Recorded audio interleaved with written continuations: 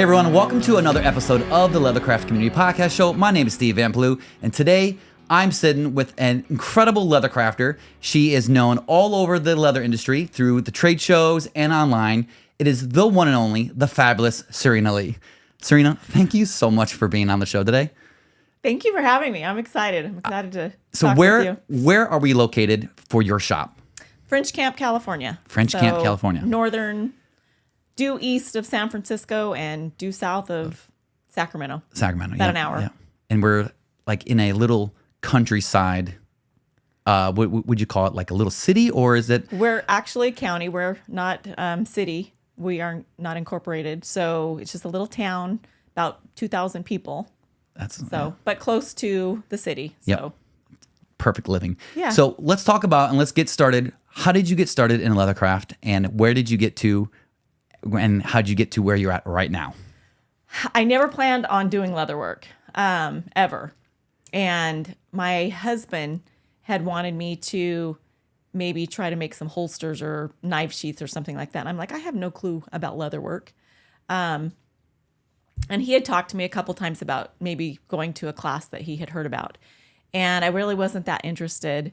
But then one day we went on a trip to Arizona, and I asked my dad. We had some longhorn steer horns hanging in our house as a kid, and they were like 72 inches long. They were huge.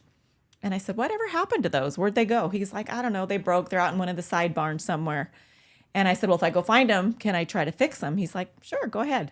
So I went out and dug through the barn. Sure enough, they were in three pieces. The centerpiece, which was covered in leather, old, brittle, and the two horns were broken off the centerpiece.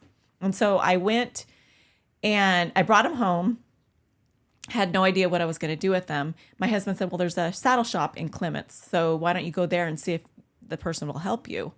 They didn't want to help me, but they did have a bin of leather that I found scraps where I had taken the leather pieces off, took them as like a pattern piece, was able to find some scraps that I could use to do that. Still had no clue what I was doing. Came home. He's like, well, I have a 4-H kit from when I was in 4-H.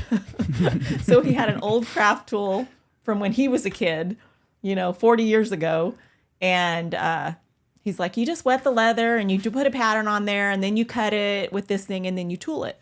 And I'm like, okay. And back then there was no YouTube, so I couldn't go on YouTube and look to see how to do this, Yeah. So I just kind of had to figure it out on my own. Made this little pattern out of patterns that were in his little kit. Yep. That like one was maybe for like a keychain or something. I don't know. I kind of pieced all these things together and made my own little pattern. Did what I could. Thought it was great. I look at it now and it's still hanging on my wall. And it's pretty hideous, actually, because it's beveled on the wrong side, and it's just, But you have your first piece. But I have my first piece. Yeah, that's the important part. Yes. And I told my friend, I said, I got to take that down and redo it. And she's like, don't you dare. Don't you dare. That is the first thing that you've ever done. Don't touch it. Yeah. So it's still hanging up there. I love that it's on display for everyone to see. For everyone to see. Luckily, it's way up high. Yeah. Now, you teach a lot of classes at the trade show. Can you talk about what classes you teach and who are they for and who can sign up for that stuff? Well, let me tell you how I got to my first trade show, first of all. For years and years and years, I was self-taught. I didn't know anybody that could teach me. And I started meeting with these old men that weren't leather teachers, but they got together at this little store once a week. And they just came and brought whatever they were working on, and we just sat there and talked and worked on whatever we were working on. They kind of helped me learn a lot, but they weren't professional either, and they had a lot of questions even. And but one of them was getting the Leather Crafters and a Saddler's Journal, and he's like, "Look, there's these classes you can go to and stuff." And so I bit the bullet after years and decided I'm going to go to Prescott.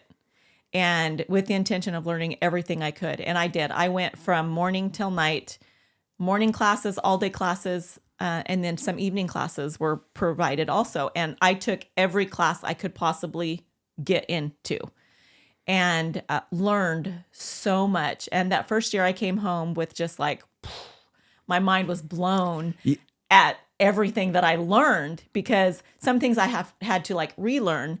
And I never say that there's like, you have to do it this way, because there's so many ways to skin a cat. You know, you can do leather work in so many different ways, but I learned a better way in a lot of cases, and came home that year and just, it gives me chills, because I came home that year just like so eager to put that to work. And after a few years and stuff, I was asked by Cheryl and Ralph to teach, and I don't remember what the first class was that I even taught, honestly. It might have been a dice cup class. But my favorite class to teach is beginners now. Yeah. Because I love to see the light bulbs go off. I love to see that that first flower that they tool, or I just love to see how they progress. Yeah. I popped into your beginner class at Prescott, and the 6 people were having a blast, and they just use. I see it. They're all smiling. They're working on their different stitches. And they had their. That was the hand stitching class. Yeah, that was a pretty good class, and I was just like, "Ooh, man, these people they're learning some good stuff here." So that was the hand stitch. I love teaching the hand stitching also. Beginners, there's usually a full house in the beginners, and like I said, I love to teach the beginners. I've also taught my dice cup class several times. I've taught my flip flop class several times. I've taught wallets, like women's wallets that are completely lined with fabric, and how to use different stabilizers and different things like that. I've taught how to make purses, bags. So I've taught quite a few different classes, but I always go back to the beginners. I'm like, Cheryl, can you please never take the beginners away from me, because I always want to teach the beginners. And she's like, it's yours. So it gets me excited. I've taught 4-Hers over the years, adults are just big kids, you know. So we have fun, and I just love teaching. That's my favorite thing to do, is teach. So you teach. We'll get into it later on, but you teach online, but you also do a lot of teaching in person. So there's just so much about education you've done on leathercraft. Can you explain to the audience for someone who's never been or hasn't taken that step yet to sign up for a class, why is it so beneficial to sit face to face with someone like you or any other instructor and actually like learn this skill set with other people? Why is that so beneficial to go to these trade shows? Well, like I said, I had never been to a trade show. I had never been taught by a person as far as how to do leather. And just watching the instructor, to me, is a huge bonus, because if you can watch them make a cut with your knife, or watch them how they bevel or how they hold the tool, that was beneficial to me. And hands-on, to me, I'm a hands-on learner rather than a visual person or somebody trying to tell me how to do something. It's kind of like driving a car. You can be told how to drive a car for years, but until you actually get in and drive that car, you don't know what Correct. You don't know what to expect, or you don't know what's going to happen. I like to think that being in an in-person class, or there's a lot of good online classes too, because the cameras, I don't have the best cameras, of course you do, but Thanks. There's a lot of technology's advanced to where, you know, I can do a class online using an iPhone and maybe one other camera. Yeah. But in person, to me, is the way to go. And if you can ever get to an in-person trade show or one-on-one with an instructor or something, I think you're going to benefit tremendously. Yeah. Hey, y'all, I want to talk to you about the very first sponsor for the Leathercraft Community Podcast Show, and it is Leather Machine Company. If you are looking to upgrade your workshop or to speed up the process on making items, then look no further than Leather Machine Co. They have various sewing machines of multi-purpose needs, along with leather cutting and splitting machines. Check out their website or give them a call for more information. Now, let's go back to the show. Yeah, let's talk about the dice cups, because I love your dice cups, and I love seeing them whenever you post them online, and I'm always like, oh, look at that, it's the coolest little thing. Let's talk about, how did you come up with that idea? And you have quite an eclectic array of different dice cups you've made. Can you talk about why you make those, and what are some challenges making dice cups? Well, first of all, they're all custom, so I do what the customer wants. and I may get finished with a dice cup and I'm like, oh, I don't really like this dice cup, but the person loves it and that's what matters. They customize and I do what they want. Again, I never thought I would be making dice cups. I never even heard of a dice cup.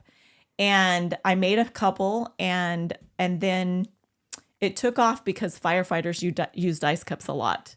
And my son, he's a captain at Stockton Fire, and he said, Mom, can you make us a dice cup? And I'm like, sure, I'll make you a dice cup. I came up with a different way of making dice cups than anybody else does. It's most dice cups are box stitched or stitched on the bottom. Mine are not. They're only laced up the back. Everything is glued using contact cement, and I've never had a dice cup fall apart. And trust me, these firefighters are rough on their dice cups. So I made this one dice cup for their department, and other firefighters started seeing them. So I've made dice cups for fire departments all across the country now. And they want their own, every department has their own little logo and their own little mascot type thing. And so that's what they want on their dice cups, is they want what their logo is. And so they're all individual or all different. And it's fun to see what they come up with. Yeah. I did get to design one. There was one department that I made a dice cup for that they didn't have a logo. It was like a rule in their department that they not have like this logo. But they're Station 51. So you can guess what they had me do. So it was an alien firefighter. Area 51. Yeah, for Area 51. This is awesome. So that was their first logo that they got to have on a dice cup. So it was fun to do.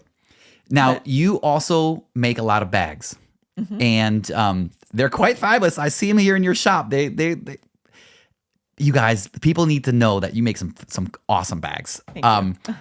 Let's talk about how you are part of a bag making group, education group of people, Yes. and you teach online. Can we talk about what that entails and how do you go about doing that? And what does someone, how can they sign up for that if they want to like actually take a bag from you, like a bag making course, but they can't attend a trade show? Absolutely. So I'm a part of a team in a group that's called the Bag Making Workshop. And it's a group on Facebook. It started because our leader, Teresa, she had a bag making retreat in person in Southern California the year before COVID hit. And it was a success. And she would plan one for the following year. And what happened was COVID hit. And you know how that went on and on and on. And so in the end, after months of waiting, she ended up returning everybody's money and said, we just can't do this. So she decided to try to do something through Zoom. Well, it took off. It went crazy.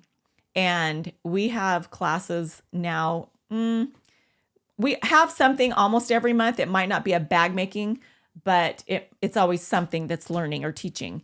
And we have several different instructors and bag designers, and they're fabulous. And so all you have to do if you want to be in that group is go join the group. Yeah. And then there's a website that you register on. And then when the classes come up, you get in and you pay. If you're lucky, you get in, because they've become so popular that the last retreat sold out in less than 2 minutes. That's amazing. Less than 2 minutes.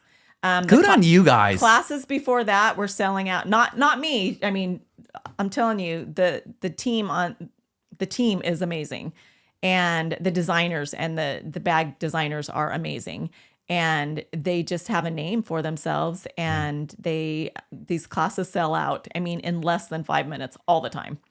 Wow. So it's a pretty good group, and we're getting ready to do an in-person retreat in Tulsa, Oklahoma in September that we're really excited about. And but come join us. We love making bags. So if someone wanted to join that group and they sign up for a class, do you guys give them like a list of like materials that they need to buy? Like, Absolutely. Hey, you need to get like a 3 to 4 ounce. Yes. This many square feet, blah, blah, blah, blah. Yes. Okay. There's the patterns given to them. There's a list of things to do, things to get ahead of time. I mean, it's detailed down to like double stick tape, scissors, pliers if you need it, what hardware you need to get, Good. who you can get it from.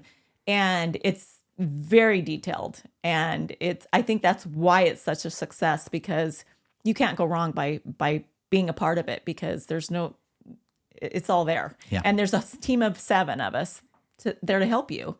And we don't just do bag making. I've taught leather classes in this group, how to begin tooling.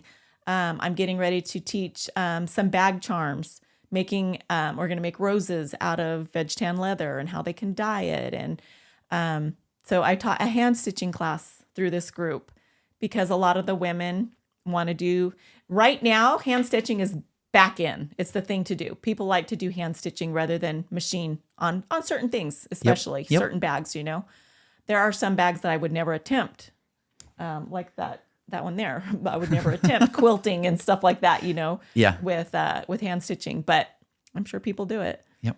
So so it's just a fun group. You also had a video that went pretty viral on TikTok and Instagram, and it was, you took a boot upper and you turned it into a bag. Yes. Can you talk about, how did you come up with this idea? First of all, it's such a unique idea, and I like it, and I loved what you did with it, and I gave that little video a heart and thumbs up.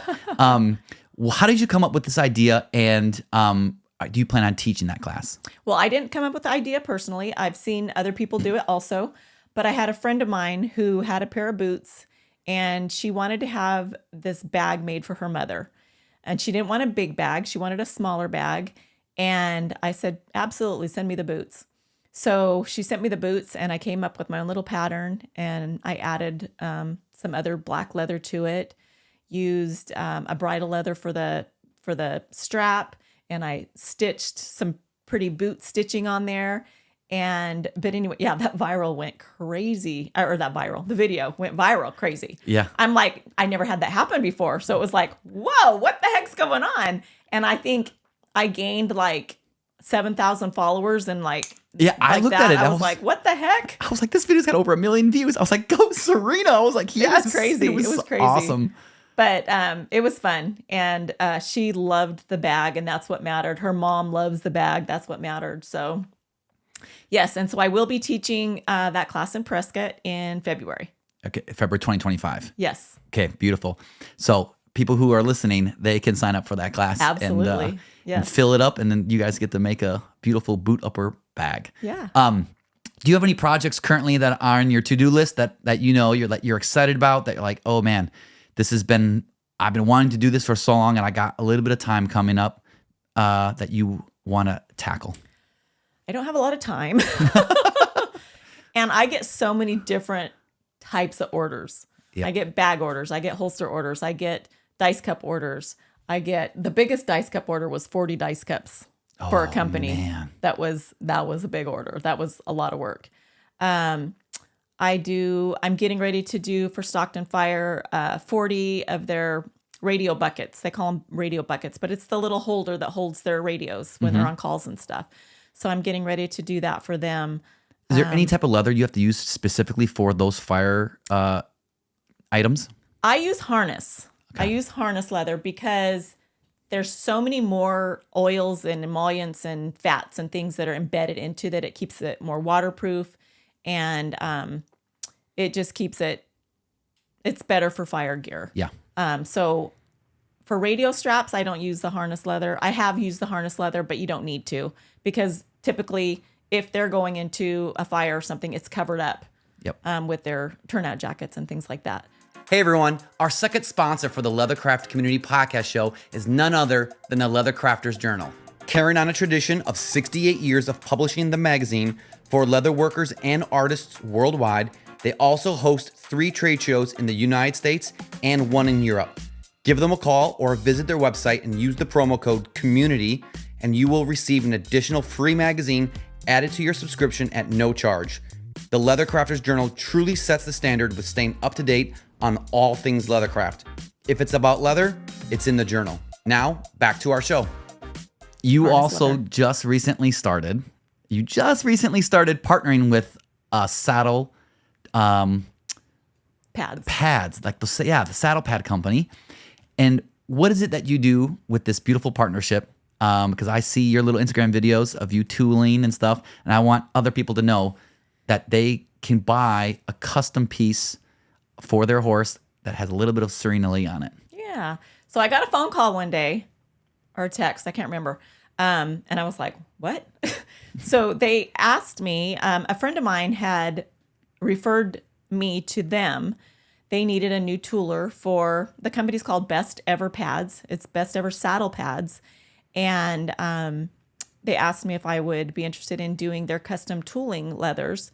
They were at the NFR last year, had a bunch of orders that they needed to be fulfilled, and they needed a new tooler to do that. So we talked a little bit, and so, yeah, I partnered up with them, and so I'm doing all the leather part on their custom tooled saddle pads. So you could contact Best Ever Saddle Pads and tell them what you want, and I do the tooling for them and send it back, and then they put it on the saddle pads. Beautiful, beautiful. It's been fun. I see you have some over here in your shop, so I can't wait to look at them a little closer under some good light and take a look at them. There are a couple other squares that I have over here still, yeah.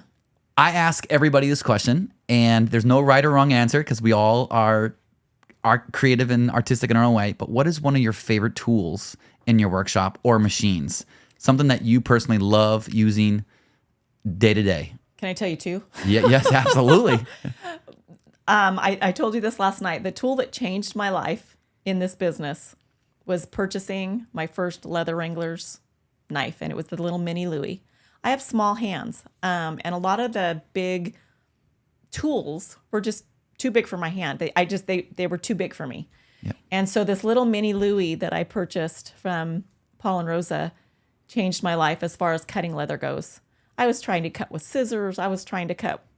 The knives just weren't working for me. And so that's one. Of course, their swivel knife is amazing too. The other is the Cobra Class 4 that I bought. And doing a lot of the heavy duty stuff that I had to stitch, it was perfect for me. And a lot of people think that you can't sew thin things with that. But for years and years before I got the 20 or the 18, I did all my thin wallets. I did bags. I still sew bags on the Cobra Class 4, believe it or not.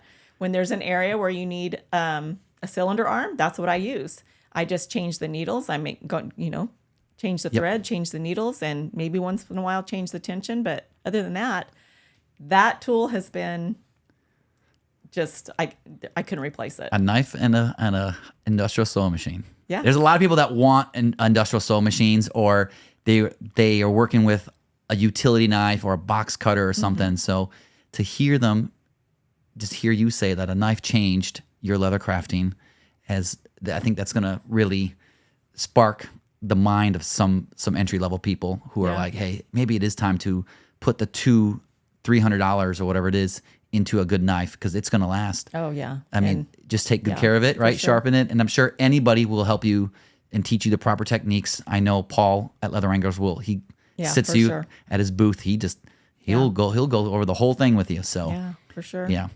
My next question is going to be, what advice can you give to new beginners or people who are starting leathercraft?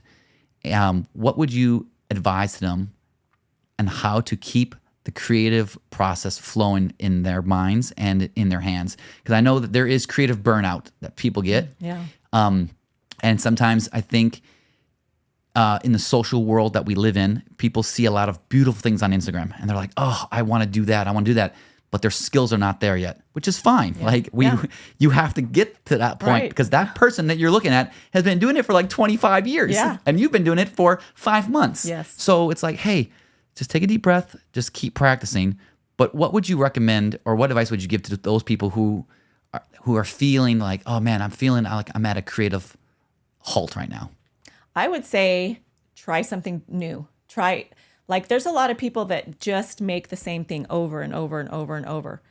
I've had that creative, frozen at times, and I'll try something different, try something new. I don't like to make the same thing over and over. I like to do, and that's why I do so many different things. Yeah. I get bored of doing dice cups all the time. Yeah. Or I get bored. I haven't gotten bored with the bag making, but there's certain, I would not want to just make wallets all Yeah. the time or dice cups all the time or shoot flip-flops all the time. I try something new, try something different, take a drawing class. That's something that I've been doing with a couple different people right now, is learning pattern making myself. For so many years, I relied on somebody else to draw my patterns for me. So that's something that I'm doing for myself right now, and I'm getting better. But I'm not the best artist. And in that sense, I would say I'm better at art in another sense. Like, I love the painting part of it, the aspect. I love doing the color. I love blending. I love doing that. So learn something new in the leather world, because there's so many things you can learn from, there's so many different things and aspects to the leather world that you can do. So I say try something different for a little bit and see what happens. I'm gonna sign up for a tooling class soon. Yay! It's not what I do, but I'm it's like what you just said, trying to learn so much different things and putting yourself in those weird situations where you're like, I have to force myself. That's the only time you grow. Yeah, exactly. That's the only place you grow. And what better way than to do it in a class with the instructor in front of you? Yeah. And it's like, it doesn't have to be perfect. It's like, we're here to learn. Take it home, sit on it, think about it. Because after I took a bunch of classes, like back to what you were saying in the beginning, like I felt so rejuvenated. And like, it was just so much information in my brain when I got home, and I was like, oh my God, I want to do all these things that I did. And there's so many more classes I want to take, because I want to sit and hear those instructors talk. Yeah. So like, I love that you teach so much, because there's so much that you've learned and that you're passing those little tips and tricks off to people that they have no idea that, like, hey, that instructor that Serina learned from is no longer teaching. And it's almost like it's being channeled through you. And you're and it's sad, because a lot of our great instructors are getting older. Yeah. I mean, it's not sad. It's the life. circle of life. Yep. But a lot of the instructors that I've learned from, they're getting on in age and stuff, and who knows how long they're going to be around. So, if I can pass something on to somebody new, then yeah, absolutely. Yeah. I love teaching. Awesome. I love it. To slowly wrap up this interview, are your books open, and do you take orders from people? If somebody says, hey, if they want to contact you and say, I want to order an actual dice cup because you sold me on a dice cup, do you have your books, are they open or are they closed? No, they're open. You might have to wait a while.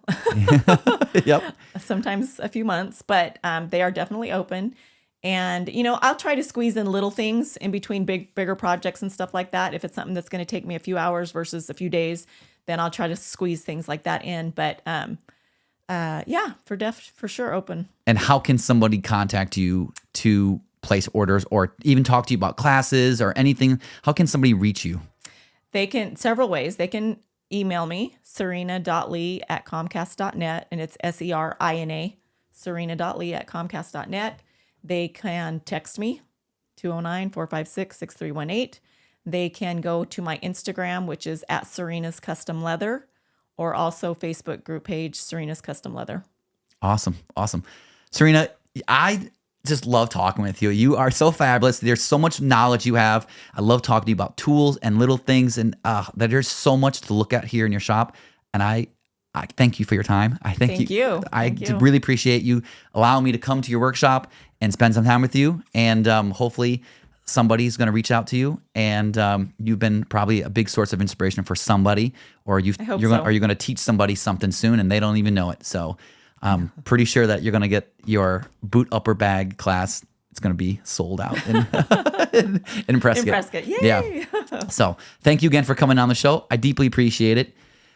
And thank you guys for watching the second to last episode of season 1. So stay tuned for the last and final episode next month on the Leathercraft Community Podcast Show. Take care, and I'll see you guys next month. Bye-bye.